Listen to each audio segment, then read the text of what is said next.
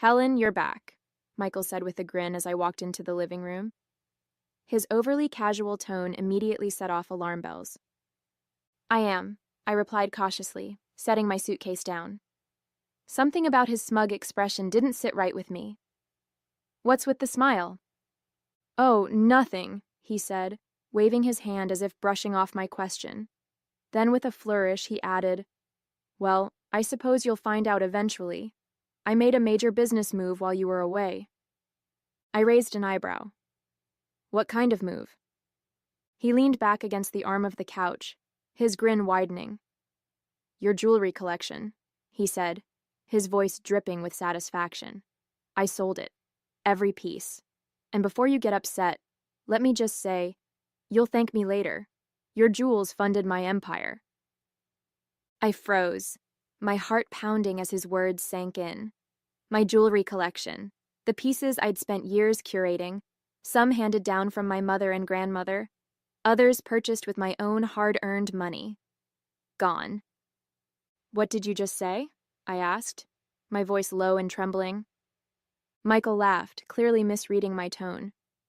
I said I sold it, Helen. Do you know how much those diamonds were worth? Enough to jumpstart a venture that's going to put us on the map. It's brilliant, really. You should be proud. Proud? My hands clenched into fists as anger surged through me. You had no right, Michael. That was my jewelry. Do you even realize what you've done? He rolled his eyes. Oh, come on, it's not like you wore half of it. It was just sitting there collecting dust. This way, it's actually doing something useful. My name is Helen, and if there's one thing I've learned in my marriage to Michael, it's that his ambition always comes first.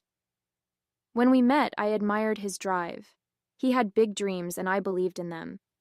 But over the years, I started to see the cracks, how his charm masked a tendency to bulldoze anyone who got in his way. Still, I never thought he'd stoop this low. The jewelry collection wasn't just valuable. It was deeply personal. Every piece had a story, a connection to the life I'd built for myself. And now it was gone, just like that, because Michael had decided my possessions were his to use.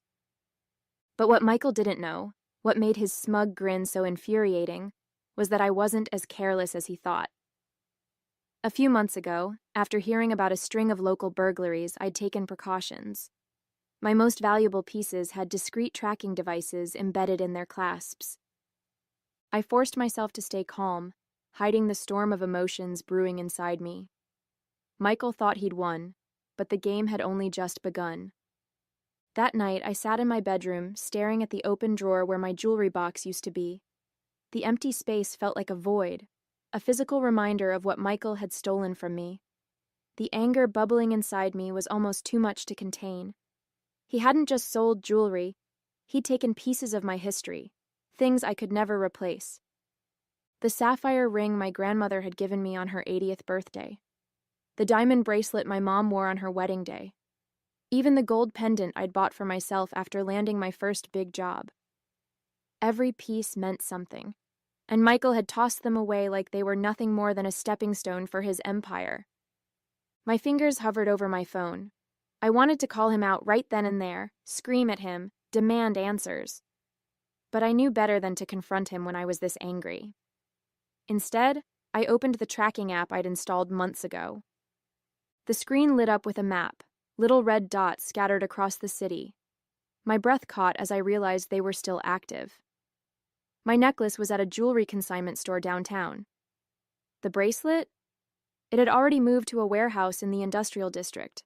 The app even showed timestamps, tracking the journey of my belongings as they changed hands. A grim sense of satisfaction replaced my anger.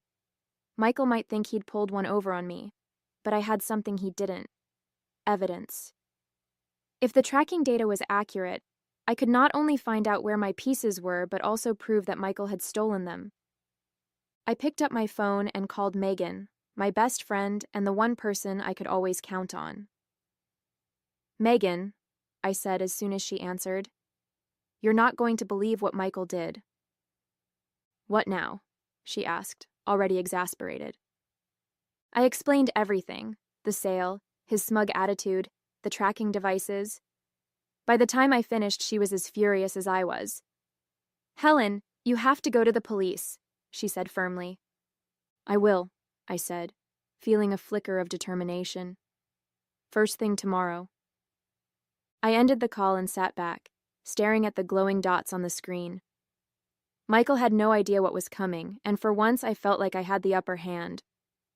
The next morning, I walked into the local police station, my phone in hand and my nerves wound tight. I'd never had to file a report like this before, but Megan's voice echoed in my head. "You have to go to the police." She was right. If I let Michael get away with this, he'd only push the boundaries further. At the front desk, a kind-looking officer greeted me. "How can we help you today?" "I need to report a theft," I said, trying to keep my voice steady. "Was it your property?" "Yes," I replied, taking a deep breath. "My jewelry collection. It was sold without my consent." The officer's eyebrows rose slightly, but he nodded. "Let's get some details." He motioned for me to follow him to a desk, where I explained everything. Michael's actions, the value of the jewelry, and the tracking devices I'd installed. When I showed him the app, his expression turned serious. "This is excellent evidence," he said, jotting down notes. "If these tracking devices are active, we may be able to retrieve some of the items. Do you have a list of what was taken?" "I do," I said, pulling out a notebook I'd filled with every piece and its approximate value. It felt strange, almost surreal, as the officer read through the list. The sapphire ring, the diamond bracelet, the gold pendant. They were more than just numbers on a page. They were pieces of my life, and now they were scattered across the city because of Michael's greed. The officer, whose name tag read Detective Carter, looked up from his notes. "We'll start by verifying the locations of the tracking signals. If the items are where you say they are, this could be a straightforward recovery. However, since your husband sold them without your consent, this also constitutes fraud. Are you prepared to pursue charges?" I hesitated, the weight of his question pressing down on me. "Yes," I said finally. "I want him held accountable." Detective Carter nodded, his expression resolute. "Good. Let's get started." As I left the station, a mix of emotions churned inside me.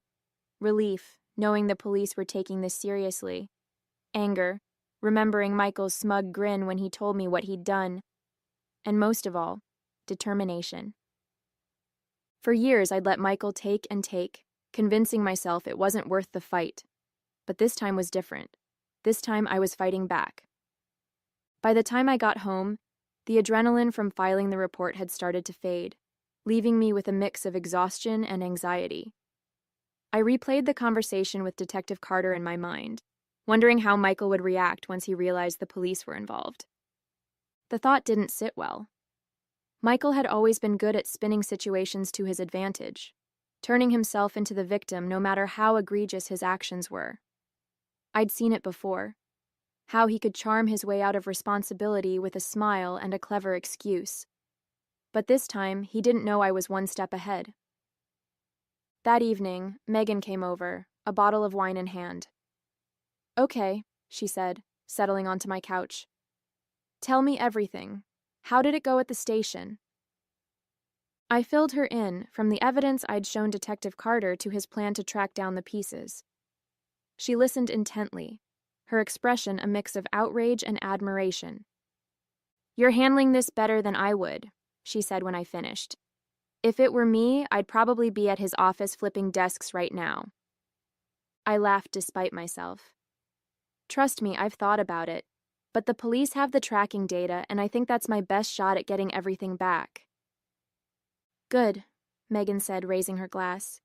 "To you, for not letting that smug jerk get away with this." The next day, I got a call from Detective Carter. "We've verified the locations of the items," he said. "2 are at a consignment store downtown, and another is in a warehouse. We've secured cooperation from the store owners and are moving forward with retrieval. I'll keep you updated as we progress." The relief was immediate. "Thank you," I said, gripping the phone tightly. "Does this mean I'll get them back?" "It's looking good," he replied. but the investigation is still ongoing. We've also flagged your husband's financial activities. I don't want to alarm you, but there may be more going on than just the jewelry sale. My stomach dropped. What do you mean? There are some unusual transactions linked to his business accounts, Detective Carter explained. We'll need to look into it further, but this could be bigger than we initially thought. As I hung up the phone, my mind raced. Michael hadn't just betrayed me. He might have been hiding an entirely different side of himself. The idea that Michael's betrayal could run even deeper haunted me for the rest of the day.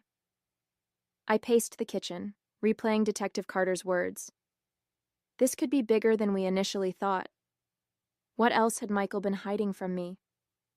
Later that evening, I decided to confront him.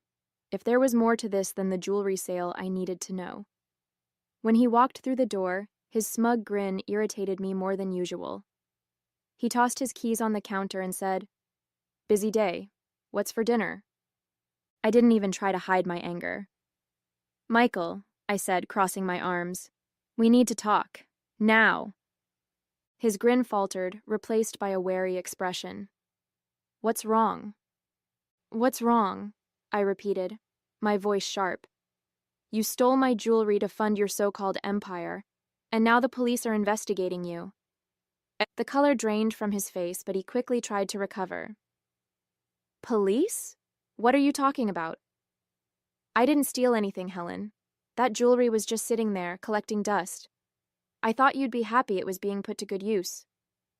I shook my head, disgusted by his audacity. "Put to good use? Michael, you had no right to touch my things. And now the police are looking into your finances, and they think there's more to this than just the jewelry." His expression shifted, anger flashing in his eyes. "You went to the police?" he hissed. "You're turning this into a circus. Why couldn't you just talk to me like an adult?" "Because talking to you doesn't work," I shot back. "You always find a way to twist things or talk yourself out of trouble. This time, there's evidence, and you can't charm your way out of it." Michael stared at me, his jaw tightening. "You've made a huge mistake, Helen. If you think you can tear me down like this, you've got another thing coming." I didn't flinch. "No, Michael. The only mistake I made was trusting you, but that ends now." The silence between us was heavy as he glared at me, his confidence cracking. For once, he didn't have a snappy comeback or a smug excuse. He simply stormed out of the kitchen, slamming the door behind him. I stood there for a long time, my heart pounding. This wasn't just about reclaiming what was mine anymore. This was about standing up for myself, for everything I'd let Michael take from me over the years. And I wasn't backing down. The next day, I received another call from Detective Carter. His tone was steady, but there was a weight to his words. "Mrs. Parker, we've recovered 3 of the items so far, including the diamond bracelet and sapphire ring. The rest are being traced to other locations, but we've hit an unexpected development." "What kind of development?" I asked, gripping the phone tightly. "We've uncovered financial transactions linked to your husband's business that suggest fraudulent activity. Some of these funds appear to overlap with the sale of your jewelry, but others involve external accounts that raise red flags. We're expanding the investigation." I sat down, the weight of his words pressing on my chest. Michael wasn't just selfish. He was reckless. "What does this mean for me?" I asked cautiously. "For now, you're not implicated," Detective Carter reassured me. "But it's important that you remain cooperative and provide any additional information we request. Your husband's actions could have serious legal consequences."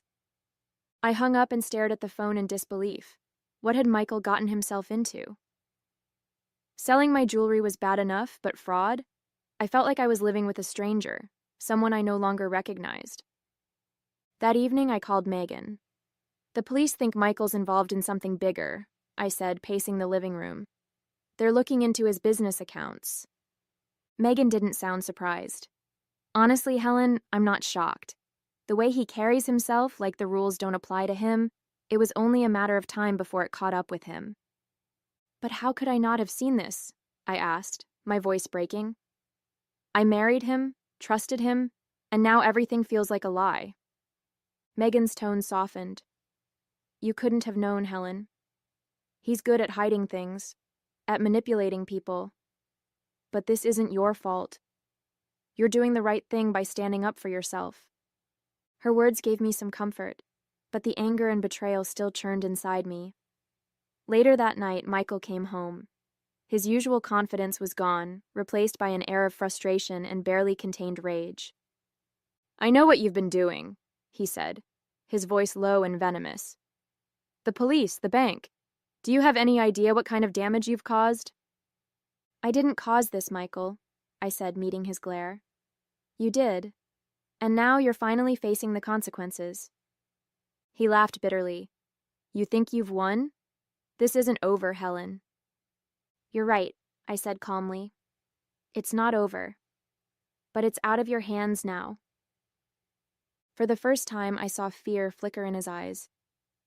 The following morning, I received another call from Detective Carter. "Mrs. Parker," he began, his tone steady but serious. "We've recovered several more items from your jewelry collection. They were traced to a private auction house downtown." Relief washed over me. "Does that mean I'll get them back soon?" I asked, my voice trembling with a mix of hope and exhaustion. "Yes," Detective Carter confirmed. "We're working through the legal process to return the recovered items to you. But there's another development. The financial records tied to your husband's business show evidence of tax evasion and embezzlement. It's a growing case." Hearing those words didn't surprise me anymore. By this point, I'd come to accept that Michael wasn't just careless, he was deeply unethical. I thanked Detective Carter and hung up, my resolve hardening. I couldn't let Michael's actions drag me down any further. That afternoon, I took the first tangible step toward reclaiming my independence. I contacted a lawyer Megan had recommended, someone who specialized in both family law and financial recovery. Sitting in her office, I explained everything, from the theft of my jewelry to the unfolding police investigation. "This is a mess," she said, flipping through her notes. "But the good news is, you've already done a lot to protect yourself by going to the authorities. We can file for a formal separation and begin securing your personal assets." Hearing those words was both terrifying and empowering. I'd never imagined I'd be sitting in a lawyer's office, planning to disentangle my life from my husband's. But after everything Michael had done, I knew it was the only way forward. "What about his business?" I asked. "Could this affect me financially?" "Potentially," she replied. "That's why it's important to establish clear boundaries now.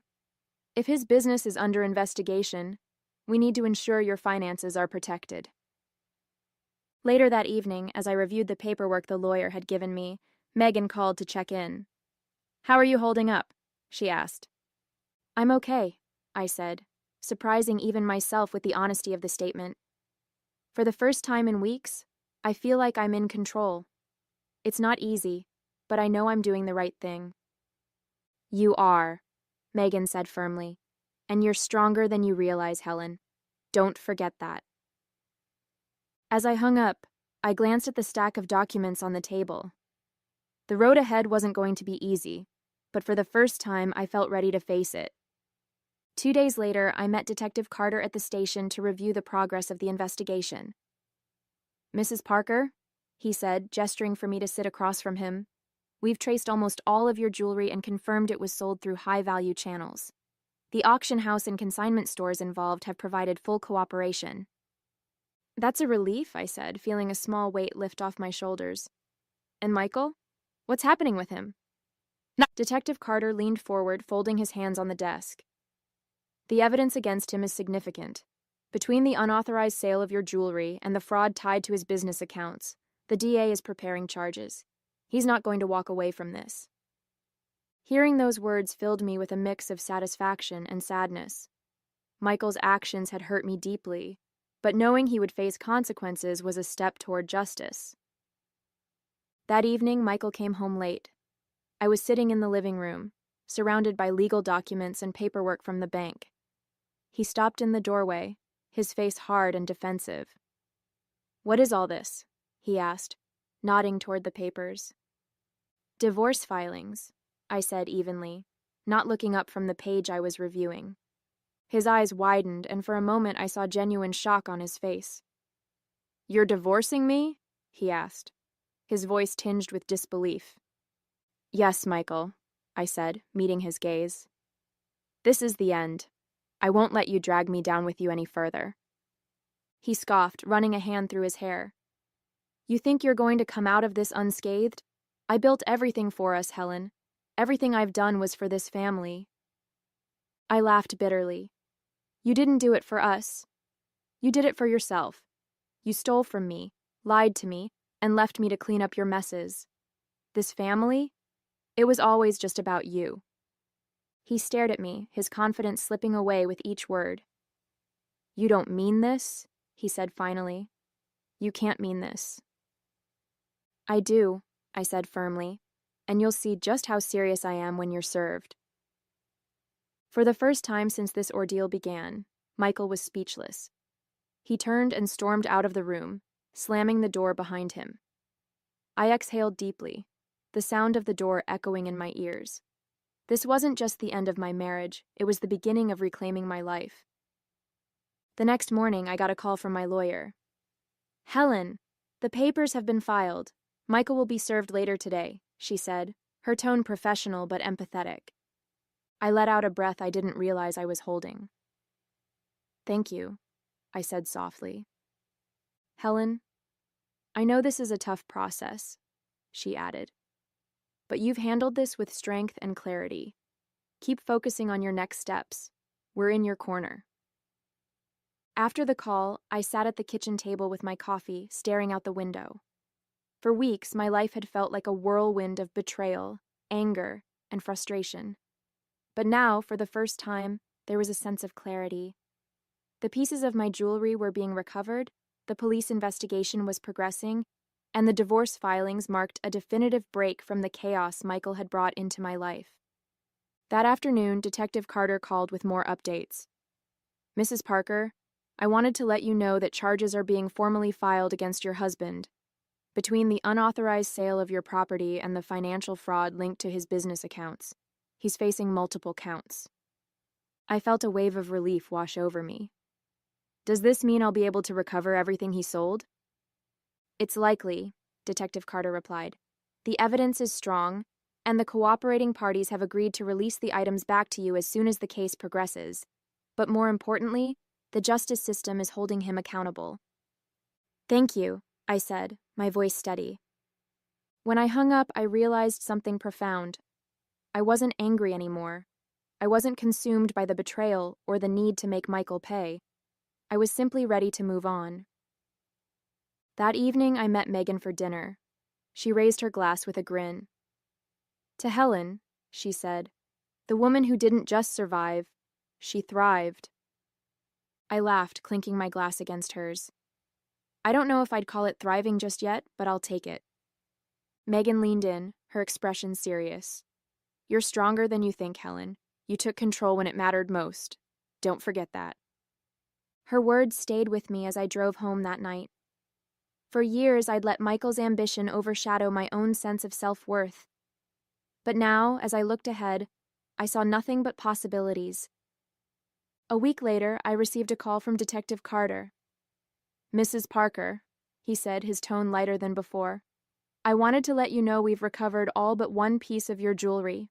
The remaining item is still being traced, but the majority of your collection is ready for you to reclaim. Hearing those words felt like the final piece of a heavy burden being lifted off my shoulders. Thank you, Detective, I said, relief evident in my voice. I can't tell you how much this means to me. We're just doing our job, he replied. But if I may say, you've handled the situation with remarkable strength. Not everyone takes the steps you did.